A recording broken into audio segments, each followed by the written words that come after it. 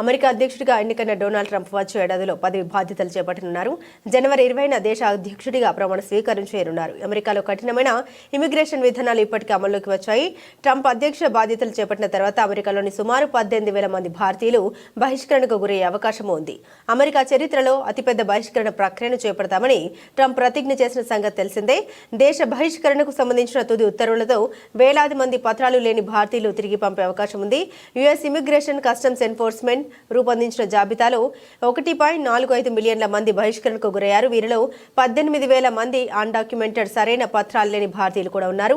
Times of India ప్రకారం గత 3 ఏళ్లలో దాదాపు 90,000 మంది భారతీయులు యునైటెడ్ స్టేట్స్ లోకి ప్రవేశించడానికి ప్రయత్నిస్తున్నారు.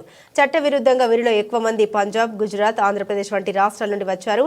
చాలా మంది పత్రాలు లేని భారతీయులకు 2 లేదా 3 ఏళ్ల వరకు వేచి ఉండే వ్యవధి అధికార సవాళ్లతో నిండి ఉంది. అయితే అత్యధిక సంఖ్యలో పత్రాలు లేని వలసదారులు వచ్చిన దేశం భారత్ మాత్రమే కాదు.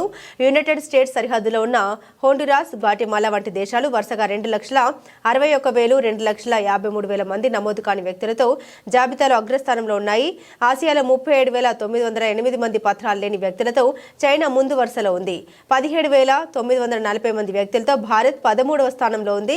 సరిహద్దు భద్రత, కఠినమైన ఇమిగ్రేషన్ విధానాలు బహిష్కరణ ప్రక్రియలో భారత్ సహకరించని దేశాల్లో ఒకటిగా ఉంది. ఈ జాబితాలో ఉన్న ఇతర దేశాలు Bhutan, Cuba, Iran, Pakistan, Russia, Venezuela ఉన్నాయి. ఈ సహకారం లేకపోవడంతో దౌత్య సంబంధాలు మరింత సవాలుగా మారింది.